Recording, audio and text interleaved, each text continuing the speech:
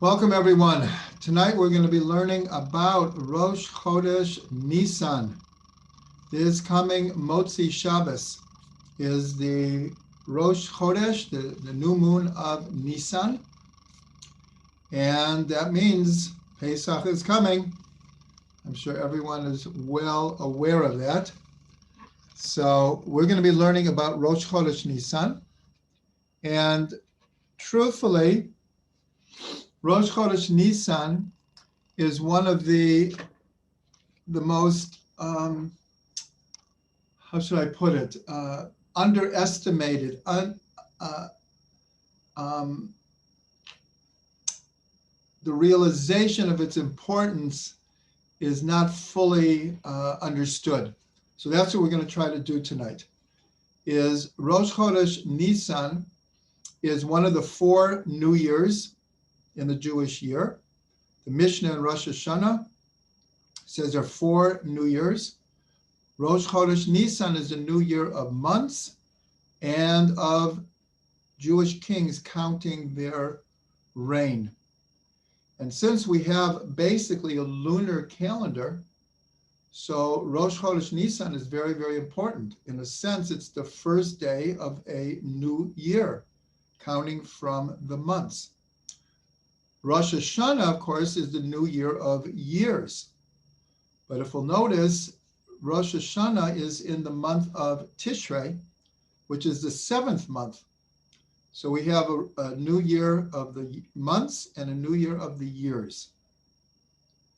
Rosh Chodesh Nisan, therefore, is, as we're going to learn, has a lot to do with what's called hitchadshut, with renewal, rejuvenation, rebirth, innovation, newness, because it's the first day of a new year of the months. Another very, very important thing that we will return to is the Mishkan. The tabernacle in the desert was inaugurated on Rosh Chodesh Nisan.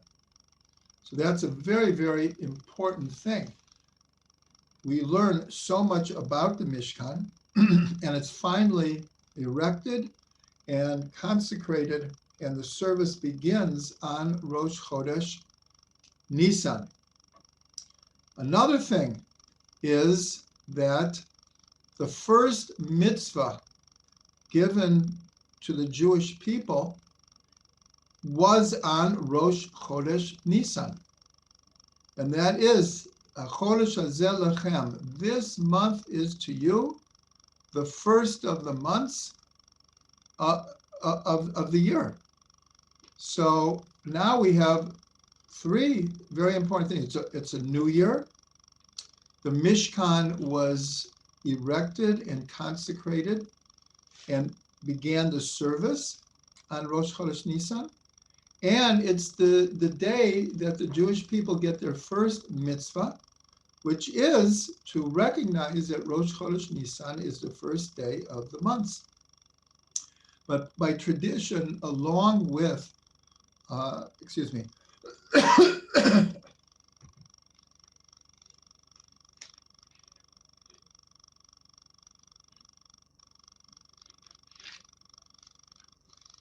along with Rosh Chodesh, knowing that it's the first of the year, by tradition, we're told that Moshe Rabbeinu was taught all the secrets of the Jewish calendar, how to calculate the calendar, and the mystery and the paradox of our having a lunar calendar, but also taking into consideration the solar calendar. So it's really the secrets of time were given over with this first mitzvah. And in fact, the first Rashi in the Torah says, why does the Torah begin with, in the beginning, God created the heavens and the earth? It could have started from this mitzvah, HaChodesh Hazeh Lechem, Roshei Chodeshim, Rishon, it's the first. And it's the first mitzvah. So Rashi asks rhetorically, why didn't the Torah start with the first mitzvah? Isn't the Torah a book of laws, of instruction? And he answers it by saying that in the future, the nations of the world would come and they would say, Listimatem, you are thieves. You've stolen Eretz Israel. So what is the Jewish people going to respond to that? We're going to say the same God who created heavens and earth, he gave us Eretz Israel. That's how Rashi begins the Torah. So now we see three major ideas with Rosh Chodesh Nisan, but there's a fourth, which is maybe the most important one in a sense, at least the most primordial, is in the Talmud. There's a discussion and a disagreement when God created the world. Was it in Nisan or Tishrei? So there actually no conclusion is reached in the Gemara. And later, one of the Tosfot, Rabbeinu Tam, suggests a solution. And he says that the world was created in thought on Rosh Hashanah, and indeed on Nisan, Rosh Chodesh Nisan. So now we have an understanding why all of this newness beginnings on Rosh Chodesh Nisan, because according to this idea, the world was actually created in Nisan. So we can see how important this day is in the Jewish calendar. And I'll add another thing, an amazing thing. There are 5 parshas in the Torah that take place on Rosh Chodesh Nisan. 5 parshas, all happening on the same day. So already what we're going to read this Shabbos, the book of Exodus, of Shemot, ends that they've put up the Mishkan, and Moshe is standing outside, and he can't go in because the clouds of glory, the presence of God fills the Mishkan, and Moshe is standing on the outside. So the end of the book of Shemot ends on Rosh Chodesh Nisan. The next parsha, Vayikra, God then calls Moshe to come into the Mishkan on Rosh Chodesh Nisan. And then parsha after that, parsha Tzav, is all about the consecration of the Mishkan on Rosh Chodesh Nisan. The next parsha, Shmini, is when Nadav and Avihu on Rosh Chodesh Nisan take incense into the Holy of Holies that they were not commanded, and their souls were taken from them. So that's 4 parshas. And then in the book of Bamidbar, not in chronological order, but it goes back and recounts the gifts that were brought to the tabernacle by the princes of each tribe, beginning on Rosh Chodesh Nisan. So that's 5 parshas in the Torah, all about this one day, which is an amazing, amazing thing. And we'll add to this also another amazing thing is that the last 4 parshas of the Torah, Nitzavim, Vayelech, Ha'azinu, and Zota Bracha, also happen, on one day, on Zayin Adar. Zayin Adar is the day that Moshe Rabbeinu passes away. 4 parshas all happen on the last day of his life. So if you add those up, the 5 parshas of Rosh Chodesh Nisan and the 4 of Zayin Adar, 9 parshas from Bereshit, from the creation of the world to when we come into Eretz Yisrael, 9 of the 54 portions of the Torah happened on 2 days, which is an amazing thing.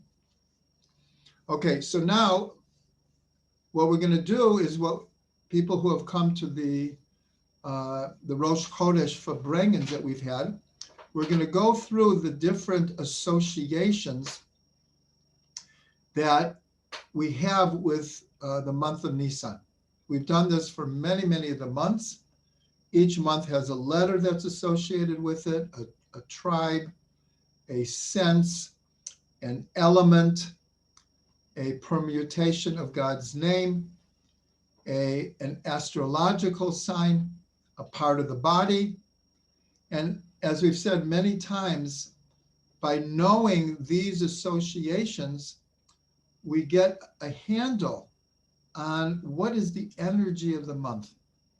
What is the energy that I'm trying to connect to and integrate and realize in this month? So we're going to go through that, but now we're going to go back to creation.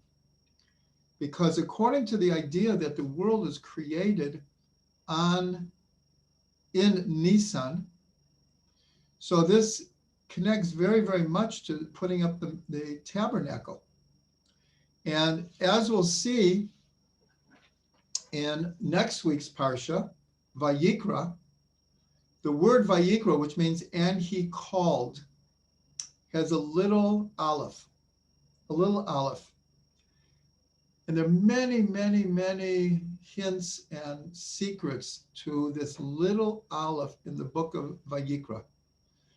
The opinion, we'll call it the simple literal opinion that is brought, is that the small aleph is when Moshe wrote the Torah down as commanded by God. So he wrote the aleph small because he didn't want to stand out that God was calling just to him. Rashi explains that only Rashi, in this particular case, heard God's voice. So Moshe was the most humble person on the face of the earth, and he didn't want to stand out. So he wrote the aleph small to represent his humbleness. But now we're going to see almost like the mirror image of this.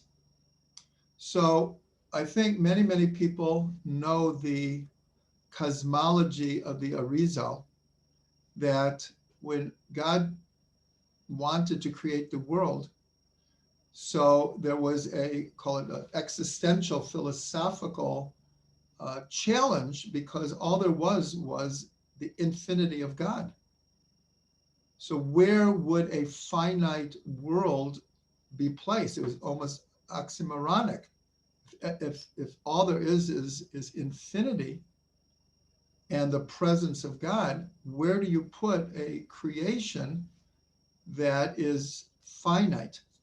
So the Ari explains the concept called Simsum, contraction, that God contracted his infinite light to make place for a finite world. And into that vacuum that was created by the Simsum, he shone a ray of light. And from that ray of light, all of creation came from, developed, was realized. So today, it's still happening. It's all from that original ray of light. Just like we say in science that the expansion of the universe is still a reverberation from the Big Bang. It's all from the initial ray of light. So there's a midrash that when God first told Moshe to build a tabernacle, and that asuli mikdash b'shechanti b'tocham, make for me a holy place, and I will come and I will dwell in it. Or even more precise, in them, in each and every person. And Moshe said, Master of the world, the entire universe can't contain you. How can this small Mishkan contain you? And of course, this is a tremendous paradox, but that is the secret of this little Aleph. Because remember, when God is calling to Moshe to come into the Mishkan, it's on Rosh Chodesh Nisan. Well, this is connected to the creation. But in this explanation,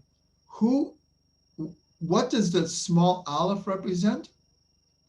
God's humbleness and God's contraction to allow infinity to be present in finite reality.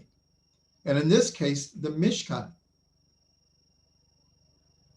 And so Moshe was standing outside, and the ray of light is God calling to Moshe to come in.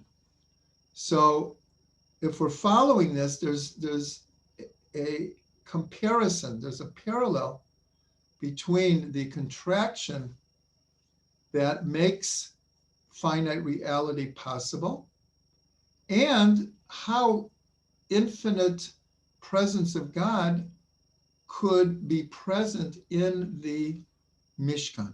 So this is a little bit about the secrets of the little Aleph. And we have a concept that God created the world through speech. Baruch she'amar v'haya olam. Blessed is the one who spoke, and the world came into being. And so the letter through which the month of Nisan is created is the letter Hey.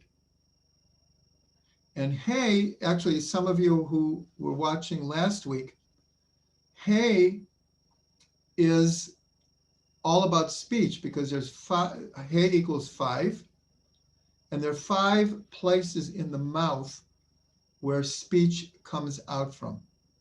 And the letter Hey itself means expression. It means to express oneself. So here, when God is calling to Moshe on Rosh Chodesh Nisan, this is, in a sense, a replay. The Mishkan becomes symbolic of all of the worlds, the spiritual worlds and the physical worlds. And the ray of light is the speech coming from God to Moshe. So this is all connected with the letter Hey. So we have a verse that says Be, and then the letters Yud and Hey, which is a name of God. But Yud K Hashem Tsur Olamim. That with these letters Yud and Hey, that's how the sages interpret it. With the letters Yud and Hey, God brought the worlds into being. Sur is to form. Olamim, worlds. So the letter Hey, our sages tell us that the God created the world to come with the letter Yud. That's why in grammar, in Hebrew grammar, the Yud in the front of the word indicates the future world to come. And the letter Hey is this world, that God created this world through the letter Hey. So this is the letter of the month of Nisan. And again, beyond the cosmology here, it's so important because everyone's getting ready for Pesach. People are buying new clothes and new dishes and cleaning their houses. It's all about newness. Spring is coming. Spring is coming. Everything is new again. But that newness really is coming from the act through the creation and through the letter Hey.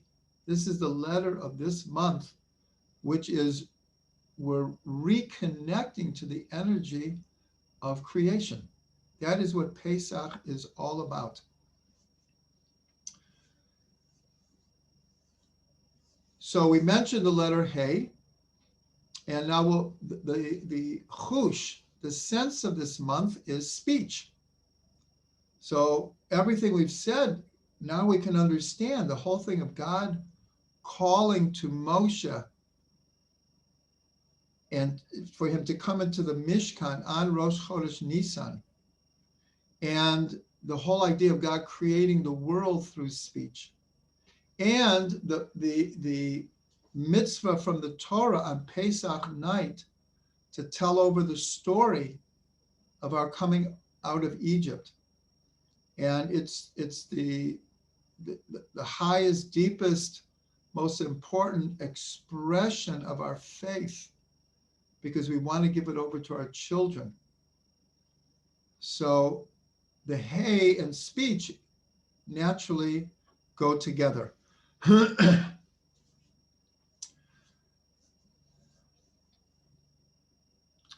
So another beautiful connection to this little Aleph in the word Vayikra, which again, God is calling to Moshe on Rosh Chodesh Nisan. There's a question asked, why doesn't the Torah begin with an Aleph? In a certain sense, it would make sense. It's the first letter, and it's also the first letter of most of the names of God begin with an Aleph. Why a bet? So it's explained, it's actually in the introduction to the Tikkunei Zohar, that it's actually, there's been some children's books made on this, and they're beautiful. And even though the meaning is so much deeper, but it says that when God wanted to write the Torah, we're talking about a primordial Torah, all the letters came before God and said, please start the Torah with me. And so the first letter was actually the last letter. The Tav came and said, you should start the Torah with me because the word Torah begins with a Tav. So you should start the Torah with me. God said, that's a great idea. And I don't remember all the details right now, but he brought a concept that begins with a Tav, which is maybe not so positive. Then the Shin comes and says, one of your names, Shin and Dalet and Yud, begins with a Shin. So you should start the Torah with me. And God said, well, the word for untruth, sheker, begins with the Shin. So we're not going to start the Torah with a Shin. So it goes to all of the letters until it gets to the bet. And the bet says to God, I am the first letter of the word bracha, blessing. And with me, we will come to bless you. 100 blessings a day, we say. And God said, I like that idea. We'll start the Torah with a bet. So everyone asks, what about the Aleph? The Aleph didn't even have a chance to put in its claim. But the Aleph was very humble, like Moshe Rabbeinu, and didn't argue. So some say, how is the Aleph rewarded? That the first letter of the 10 Commandments, Anochi, would begin with an Aleph. That's how the Aleph was rewarded. But there's also an idea that the small Aleph of Vayikra is where the place of the Aleph, not instead of the Aleph of Anochi, but we'll say in addition to, we could say that this little Aleph is also got its reward, because with this, God calls Moshe into the Mishkan, which was erected and consecrated on Rosh Chodesh Nisan. Okay, now we're going to go further and look at other associations with the month of Nisan.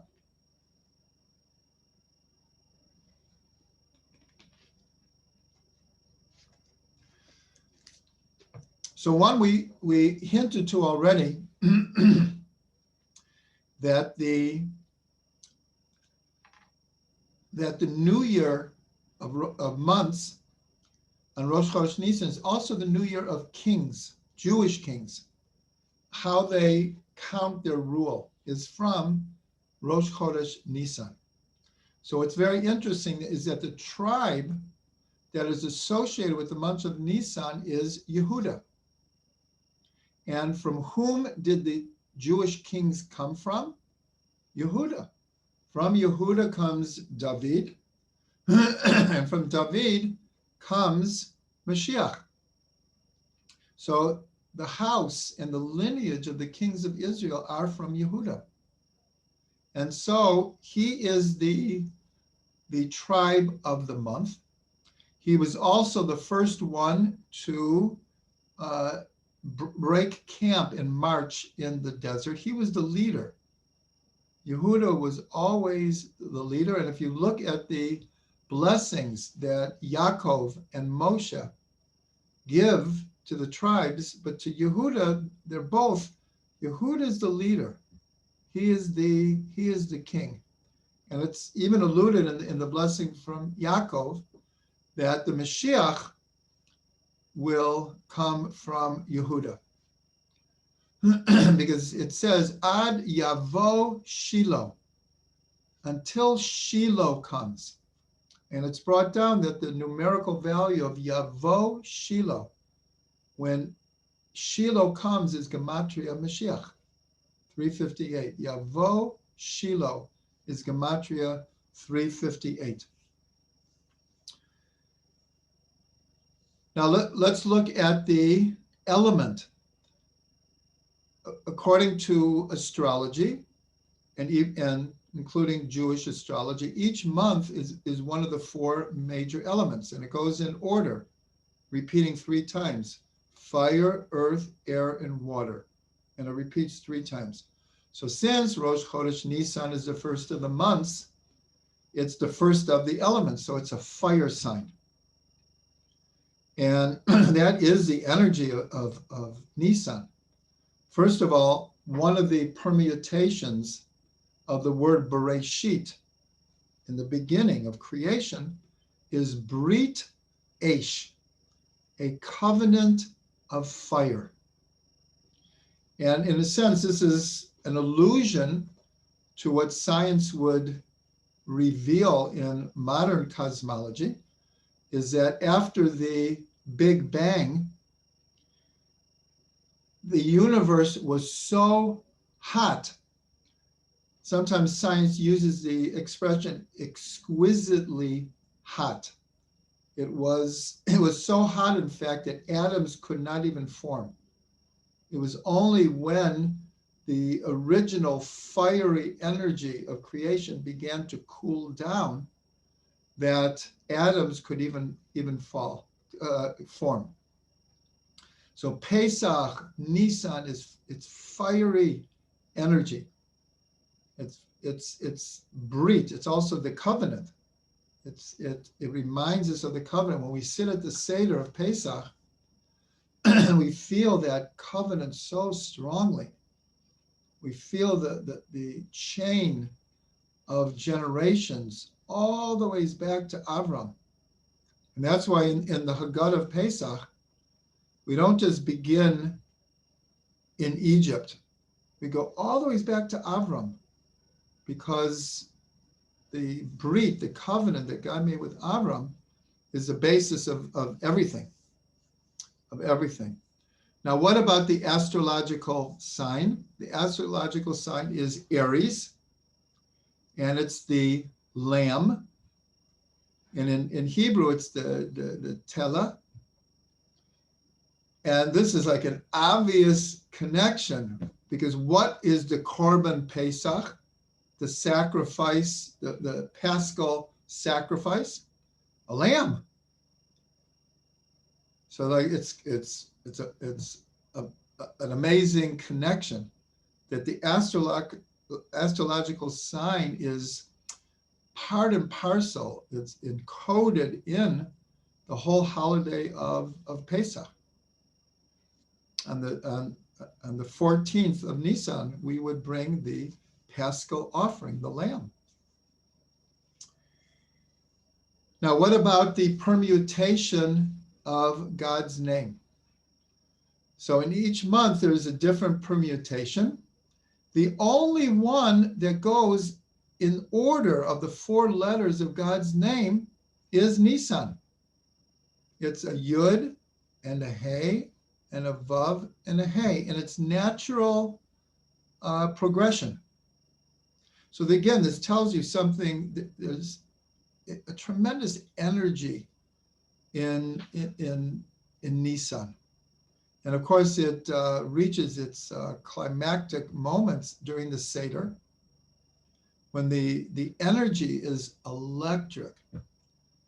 It's just absolutely electric. It's a full moon, and the energy is so strong, and it's a revelation of Yud Ke Vav Ke. If you remember in the Haggadah, when it's talking about the last of the plagues, so it says in the Haggadah that God says that I will pass over the houses on that night. I am not an angel.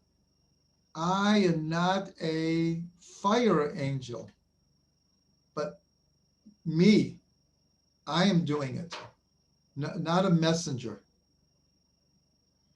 So that's why the Yud and the Hey and the Vav and the Hey are written in their chronological order.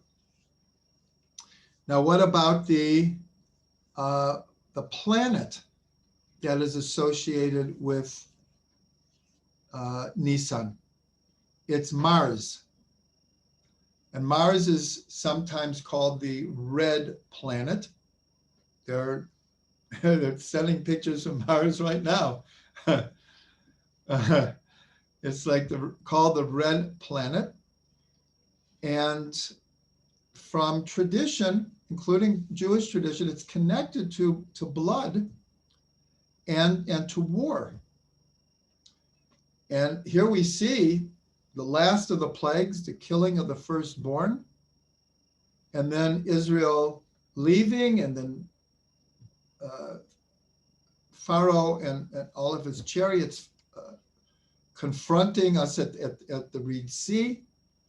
So we see the influence of the stars. Now, it's important to say, as our sages pointed out, Ein Mazal Yisrael. There is no constellation destiny for Israel. We're Ein Mazal Yisrael. We're not our fate and our destiny is not determined by the stars. So the Baal Shem Tov, in a very, very profound statement, said, don't read it Ein Mazal Yisrael, read it Ayin Mazal Yisrael. Ayin as in the infinite, the Ein Sof. The Ein Sof, the infinite one, the one God, he is the Mazal of Israel. And nonetheless, we're taught that the planets do have a tremendous influence in the world. It's just that we don't accept that our actions or our fate should be determined by the stars. So that was for Mars. And then what about the part of the body? The right leg. Now this is also a natural, because here we begin our journey of leaving Egypt. And as the expression goes, you want to get off on the right foot, on the right leg. So that's what we did. We began our journey to freedom in Nisan with our right leg. So I have a whole other piece here, but I'm just going to do a quick review here. Is you'll see that all of these associations are they're like right on. They just plug us in to the energy of Pesach. The letter Hey and its connection to speech, and Rosh Chodesh Nisan being the New Year of Kings, and the tribe is Yehuda, and that the full revelation of God, the Yud and the Hey and the Vav and the Hey are permuted in the proper order, that the astrological sign of Aries and the Lamb fits right into the carbon Pesach, and the planet, Mars, the element fire, all of these, this happens every month. By learning these connections, we get a handle on what the energy is. But I'm going to end with probably the most important energy of this whole month is renewal, rejuvenation, and new beginnings. And it says in the Torah a number of times that Pesach has to be in the spring, because in the spring we came out of Egypt. So you would say, well, of course Pesach is in the spring. It's always in the spring. But if we only went by a lunar calendar, it would not only be in the spring. The example is the Islam also has a lunar calendar, but they do not make any attempt to connect it to the sun. A lunar calendar is 11 days shorter than the solar calendar. So that means every year in a purely lunar calendar, a holiday, let's take Ramadan.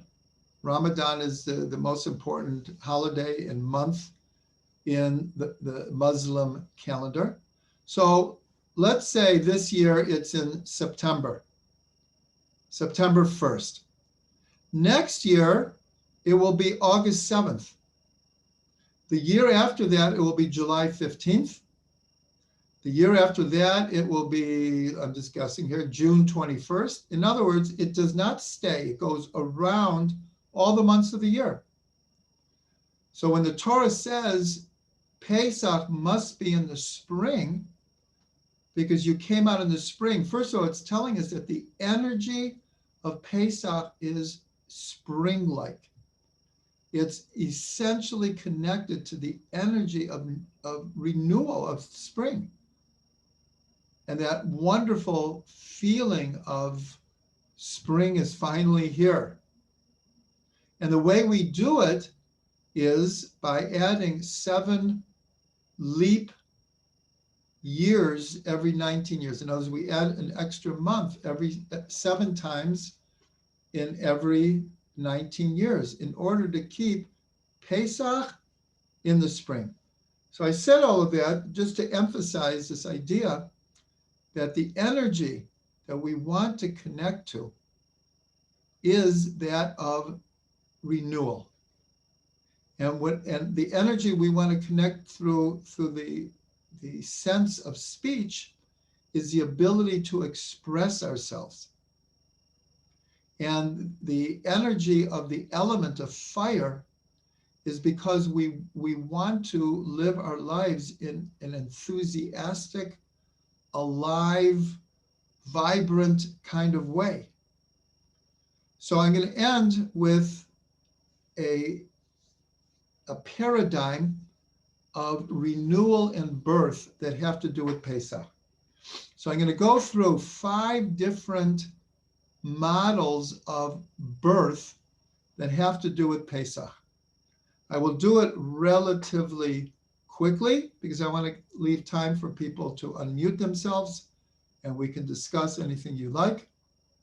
So the first one is what we already talked about, that coming out of Egypt, being in Egypt was being in a state of Simsum.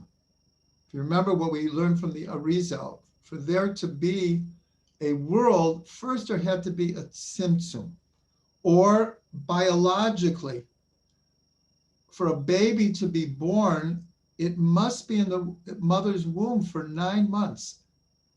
Very confined, extremely confined, especially once the baby is 7, 8, 9 months. It is really confined in the belly of the woman.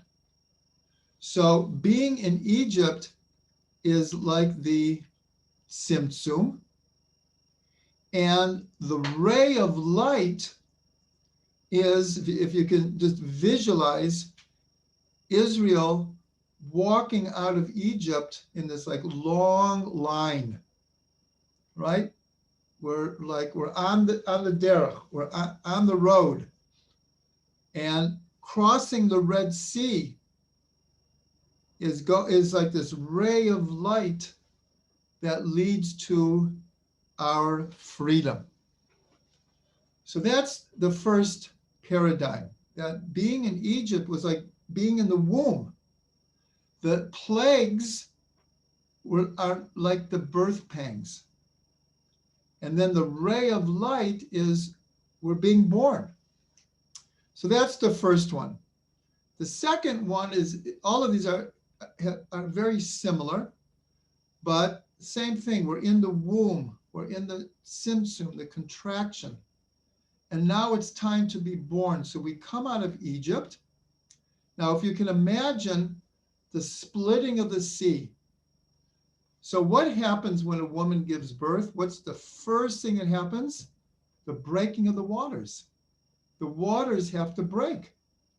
So this is like the Red Sea opening up, and Israel going through the Red Sea is like going through the birth canal. When we get to the other side, we are born. So it's these are beautiful images to understand the birthing process of going from slavery to freedom. We're being born to be free. Then we have a very, very similar one where, again, the plagues are the birth pangs. Coming through the sea is going through the birth canal and being born. But now we have an interesting thing. When the waters close back up again and they drown the Egyptians, this is like a Brit Milah. This is like a circumcision because they were cut off.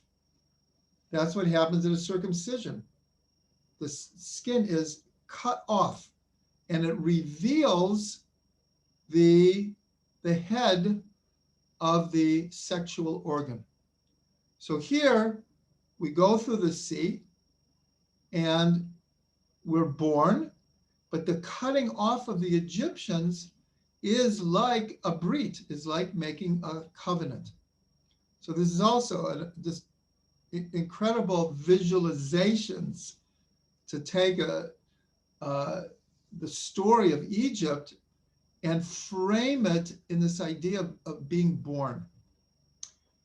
The next one is we're going to lengthen the time here. Now here we're seeing that being in Egypt, we're going to call it the beginning of conception. The nation of Israel was conceived and grew and became like an embryo in Egypt. And the 40 years in the desert are the 40 weeks of pregnancy. So here we're taking the model and we're just expanding the time frame. So here, coming out of Egypt in this model was not yet the birth. It was just the very beginning. And the 40 years in the desert is like the 40 weeks of pregnancy. So when are we born? When we come into the Holy Land. That's when the people are, in a sense, born. And then we'll give one more paradigm, and that is a much bigger time frame where, in a sense, we are all in a state, the world is in a state of pregnancy right now. You know, the word Torah comes from the root hora'ah, which means instruction. The Torah is a book of instructions. It's an instruction book of how to live, how to rectify, how to heal. The other meaning of the same root of hora'ah is hara. Hara means to be pregnant. So this is a very beautiful understanding of what Torah is. Torah is pregnant with new meaning all the time. It's not written once and now there's no innovation, there's no chidushim. There's always, the Torah is always giving birth to new understandings, new revelations, new secrets in every generation and to every person. So saying that, we can now imagine or visualize that from the beginning of history, it's as if we're still in the womb. We're still in a state of pregnancy. So when will we be born? In the Messianic era. Because then our state of reality, our state of consciousness will change and alter and develop and progress to such a radical degree. It's like a birth. It will be, the world will be born into the type of world that it always should be. In a sense, it's like going back to Gan Eden, to the Garden of Eden. So we went through, for those who follow, we went through 5 different paradigms of birth. And so we'll ask, okay, what should I do with that? What we should do with that is to understand, if this is the energy of Nisan, if this is the energy of Pesach, then I want to connect to that. I want to not just be a part of it, I want to integrate it. And that's why probably the most important thing about Pesach, it's so much more than recalling the story of what happened to our ancestors. As important as that is, it's very important. But on a much deeper level, every person, as we go through the month of Nisan, has to look at their own Egypts, at our own self-imposed exiles, the prison walls that we put around ourselves, emotionally and psychologically, that we need to be free. We need to get out of Egypt. It's not enough just to read the story about someone, someplace a long time ago. This is our story. So a lot of the emphasis of the learning tonight was about the idea of newness and creation and putting up the Mishkan and God calling us to come closer and to express ourselves, and through speech and kingship, of realizing our own leadership qualities. So that's the most important thing to do, is to really, really, as we're cleaning our physical houses, we need to be cleaning our mental space, the space of our heart, that and the first thing to realize is I need to get out of Egypt. I have a lot of walls around me that I need to break down. And this is the time. So I give everyone a bracha that we can connect to this energy and bring newness and rejuvenation and renewal and everything good into our lives.